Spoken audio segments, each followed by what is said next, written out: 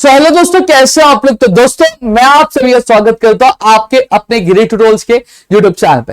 दोस्तों आज की सेशन में जो है हम appreciation the will to win ये क्या करने वाले हैं। अब ऑलरेडी मैंने आपके the night of the scorpion तक सारे जो अप्रिसिएशन है मैंने बना दिया है। अगर आपने अभी तक चेक नहीं किया तो जाके चेक कर लो भैया, बहुत इजी ट्रिक बताया हूं, पढ़ने का और लिखने का एकदम मजा ही आ जाएगा। और अगर आप चाहते हो कि मैं एक वन शॉट वीडियो बनाऊं आपके अप्रिसिएशन पे, आपके राइटिंग स्किल्स पे, तो इस वीडियो का एक टारगेट लाइक दे देता हूं। टारगेट लाइक कितने का देने का? टारगेट लाइक जो आपके 300 का टारगेट लाइक है और कमेंट जो है आपके 150 का कमेंट है। अगर आप कमेंट कर देते हो तो भैया जिम्मेदारी हमारी है। क्लियर हो गया? तो यहां पे हम चीजें करवा देंगे। सबसे पहली चीज, अब द विल टू विन है। अब मैंने आपको बताया ये जो क्वेश्चन है आपको एग्जाम है अप्रिसिएशन वो 5 मार्क्स के लिए आने वाला है। अब इजी ट्रिक भी बताया, क्वेश्चन जो आएगा, पोएम जो आएगा उसमें आपकी 1 मार्क्स तो वैसे ही फिक्स रहेंगे। अब आप बोलोगे सर कैसे फिक्स होंगे? ऐसे फिक्स रहेंगे कि आपके एग्जाम में जो पोएम आएगा उस पोएम में आपका जो टाइटल रहेगा पोएम का वो मेंशन रहेगा और पोएट का जो नाम रहेगा वो मेंशन रहेगा। सही बात है। तो आप टाइटल और पोएट का नाम तो आप वहीं से देख के लिख लोगे। क्या बात है। फिर उसके बाद अब राइम स्कीम की अगर बात करो तो राइमिंग स्कीम क्या है पोएम का? पोएम में कोई राइमिंग स्कीम ही नहीं है। राइम जो है रैंडमली क्या यूज की गई है, राइम स्कीम प्रॉपर बनी नहीं सकती। फिर फिगर ऑफ स्पीच क्या यूज किया गया इसमें? आपका रिपीटेशन है, क्लाइमेक्स है, टोटोलॉजी है, एंटीथेसिस और एटसेट्रा। ठीक है। फिर थीम क्या है? थीम है what we should do and what we should avoid in order to achieve success. क्या बोला गया? हमें क्या करना चाहिए और क्या नहीं करना चाहिए ताकि हमें सक्सेस मिल सके। ठीक है। तो ये मोटिव है। अब ये आपके पॉइंट्स है जो आपको याद रखना है। अब मैं बता दूं ये जो चीज है ये सिर्फ और सिर्फ आपके पॉइंट मैंने दिए आपको याद करने के लिए। आपको ये पॉइंट वाइज नहीं लिखना एग्जाम में, आपको पैराग्राफ वाइज क्या चीजें लिखनी रहेंगी एग्जाम में। तो ये चीज जो है वो आप ध्यान में रख लेना।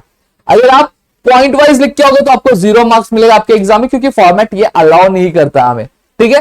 सबसे पहली चीज, अब मेरा बहुत बेस्ट तरीका है मैं लिखता कैसे।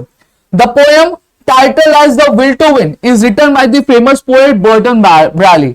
ठीक है। अब यहां पे आप देखोगे तो देखो मैंने लिखा है the Berton Braley has written this inspirational poem the will to win, या फिर आप लिख सकते हो the poem title as the will to win is an inspirational poem which is written by the Berton ब्राली।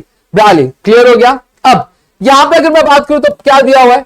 अब पोएम में कोई भी राइमिंग स्कीम नहीं है, ये वाली चीज हो गई। The poem no specific rhyming scheme, rhymes are used randomly. तो आप लिख सकते हो यहां पे कैसे लिखोगे, देखो यहां पे मैंने कैसे लिखा है।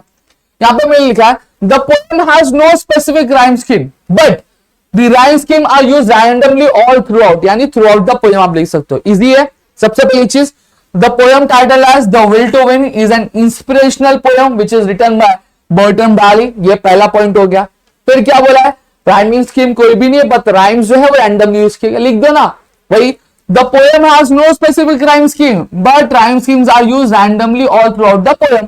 लिख दिया। अब the most common type of is lines ending with the word it. अब देखो क्या दिमाग लगाएगा। अब पूरा पोएम देखोगे तो मोस्टली जो लाइन है वो एंड किससे हो रहा है? इट से हो रहा है। तो देखो for it, of it, without it, about it, बिगेट it, get it, spread for it and so on. और ऐसे चलता जा रहा है। क्लियर हो गया? पर क्या और बाकी जो एग्जांपल है जैसे कैपेसिटी है, सेगासिटी है, टेनासिटी है, पेन, ब्रेन, तो ये देखो राइम करा है। तो यहां पे एग्जांपल दिया कि रैंडम राइम्स किस तरह से यूज हो रहे हैं। ठीक है। थैंक यू बाद में बोल देना।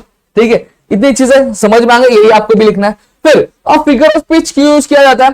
फिगर ऑफ स्पीच इसलिए यूज किया जाता है ताकि ब्यूटीफाई कर सके। तो आप लिख दो the figure of speech are used by the poet to beautify the poet. Poet नहीं, पोएम। ठीक है। तो फिगर ऑफ स्पीच कौन सा यूज किया गया? आपका रिपीटेशन यूज किया गया है, आपका क्लाइमेक्स यूज किया गया, टोटोलॉजी और एंटीथेसिस। लेकिन यहां पे आपको रिपीटेशन का मैं एग्जांपल भी दे देता हूं। देखो क्या बोला है? The main figure of speech used in the poem is repetition are seen in the abundance of for it phrases used throughout the poem. अब ये जो फॉर इट वर्ड है, ये फॉर इट बार बार, ये जो फ्रेज है for it, ये बार बार poem में यूज किया गया है। तो जब कभी भी कोई वर्ड होता है या फिर कोई फ्रेज होता है जो बार बार रिपीट होता है आपके एक सेंटेंस में, तो उसी को हम लोग क्या बोलते हैं? आपका रिपीटेशन बोलते हैं। तो ये बोला। और जो other figure of speech are climax, tautology, antithesis. Clear हो गया? फिर उसके बाद अब आपका क्या है? अब आपका है सेंट्रल आइडिया। तो सेंट्रल क्या idea? The poet give us a formula for sure success. सही बात है। हमने क्या पढ़ा था थी में? हमने पढ़ा था कि भैया हमें क्या करना चाहिए और क्या नहीं करना चाहिए in order to achieve the success. सही बात है। तो सक्सेस का एक आइडिया दे रहे थे, वही चीज हमने लिखी। और फिर लिखा है कि पोएट क्या बता रहा था हमें, व्हाट वी शुड डू, हमें क्या करना चाहिए, और what we should not do, मतलब हमें क्या नहीं करना चाहिए in order to achieve the success. Clear हो गया। हाँ, यहाँ पे जो अलाइनमेंट यूज किया गया वो सेंटर यूज किया गया, इस वजह से इस तरह से चीजें दिख रही है।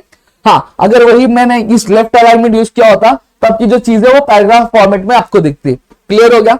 अब अगर आप चाहते हो कि मैं आपको नोटबुक का एक लिख के बताऊं कि किस तरह से आपको अप्रिसिएशन लिखना चाहिए, कैसे आपकी चीजें होंगी, तो आप प्लीज कमेंट सेक्शन में कमेंट करना, मैं आपको क्या चीजें दिखाऊंगा कि अप्रिसिएशन का पेपर प्रेजेंटेशन आपका कैसे होना चाहिए।